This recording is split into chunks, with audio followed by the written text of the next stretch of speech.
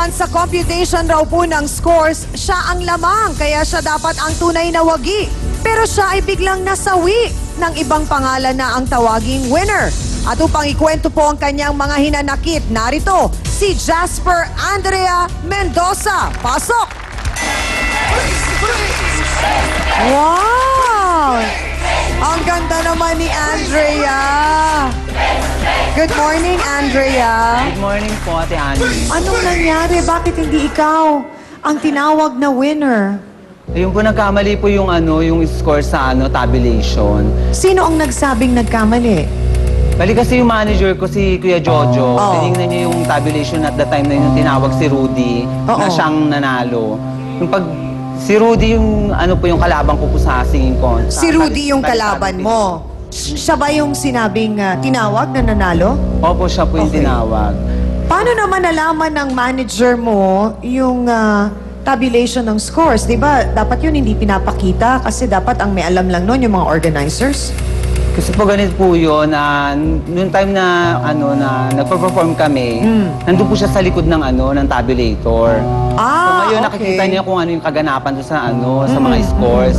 As a manager naman po kasi, kumbaga sa tinitingnan niya yung kung ano yung takbo ng scores dun sa contest na yun. Eto bang si Kuya Jojo na manager mo ay may porsyento sa kikitain mo? Siyempre naman po, Ate Ami. Ay talaga? O ilan?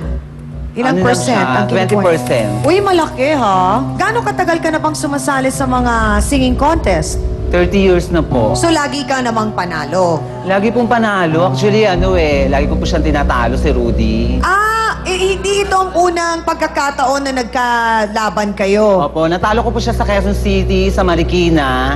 Doon sa Quezon City, sinong nanalo? Ako po yung Ikaw. nag-first. Siya wala siyang nilugaran doon. Okay. Sa Marikina, Ako rin po yung nag-first. Ikaw rin. Bali yung sinalihan po kasi namin Ate Ami, Talentadong Pinoy. Barangay Fiesta. Okay. So, Saang lugar ito? Sa may Bulacan po. Sa may Bulacan, San aba, layo Jose. na nang narating nyo, ha? So, nung nalaman mo na hindi ikaw ang nanalo, anong naging reaksyon mo? Siyempre, sobrang galit ko po. Pinuntahan po namin yung tabulation score. Sinabi po talaga ng organizers na Kanino sa inyo? mali po talaga yung pagkakasulat nila. Nung chinek kasi nila yung scores, Ano ba yung score? 1 point lang po yung lamang ko sa kanya. Bali, 86.1. Tapos siya 86. 10 kaming finalist. Nakatatlong balik kami doon. May meeting kami. Tapos may audition pa. Yung pangatlo, finals.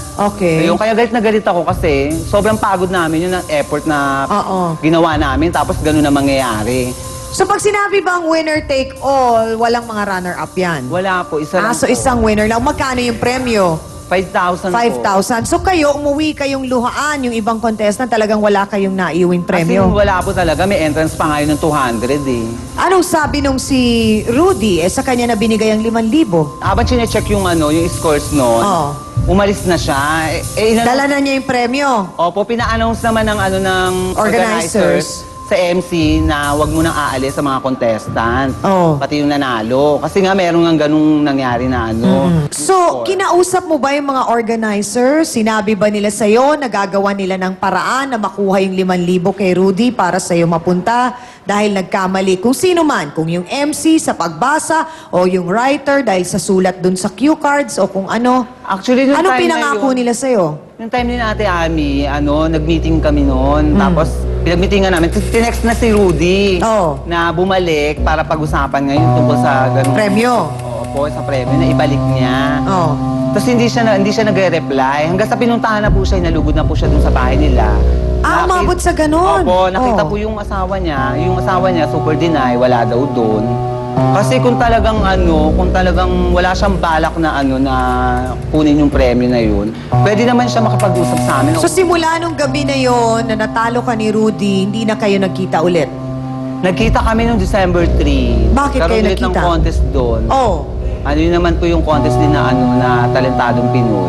Saan naman? Sa may Novaliches po. Okay. Sino naman ang nanalo?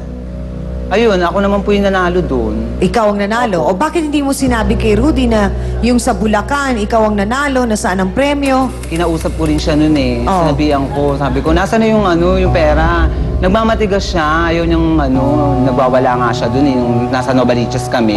Nag-hysterical po siya doon. Muntik pa po kami magpang-abot nung time na yun. Sa ganda ng outfit mong Kasi yan. nga nagtago po siya Ate Ami. Oo. Sino ba naman ang hindi maiimbierna sa sa pagtatago niya?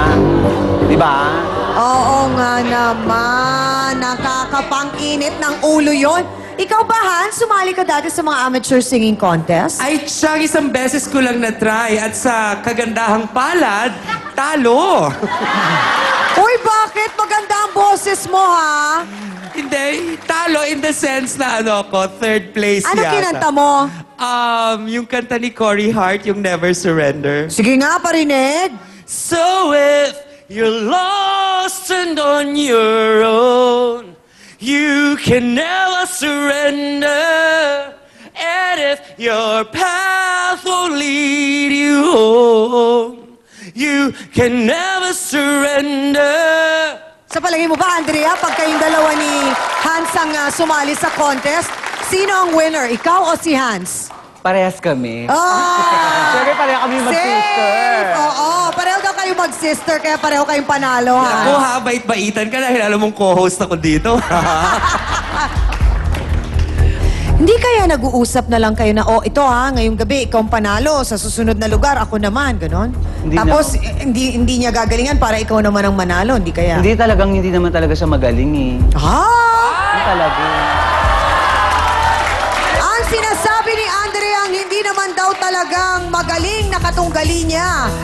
Ang tinawag na nagwagi at nag-uwi ng 5,000 pesos na grand prize na dapat daw talaga ay para kay Andrea. Narito po, si Rudy Manlapas. Pasok!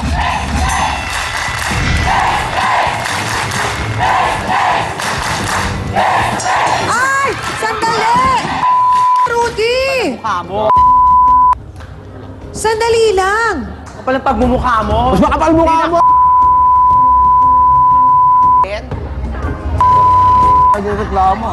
Diretsahang tanong, Rudy. Tinakbo mo ba ang 5,000 na dapat kay Andrea mapunta? Tinako niya. Hindi ko po talaga tinakbo. Kasi nung nag-award po, pangalan ko ang tinawag. Kaya umakyat po ako sa entablado. Pero ang bilis mo daw nawala after nung contest. Magmamadaling araw na po. Tapos pag namin, diretso uwi po talaga kami ng bawat contest po namin at tinawag kami. Kasi O bakit wala ka sa bahay niyo? Mga kapatid, Andun ako, sino nga ba madaling ang mas magaling? Si Andrea ba o si Rudy? At sino nga ba talaga ang dapat manalo o ang karapat dapat na manalo sa kanila? Yan po ang ating aalamin sa pagbalik po ng Face to Face. walang mukha yun, pinabugbog pa ako niya nung pangalawang Ay, kita talaga? namin eh. Oh. Totoo ba Ate yun? Ami, ako magpapabugbog sa Mga mukha mo. barkada mo. Baka yung mukha mo magpapabugbog sa akin. Kapal ang mukha mo. Mga barkada Pala mo. mukha kang kilir. Oo nga. Ayun nga, sa lahat ng mukhang killer, ito mabait. Di ko magagawang lumayo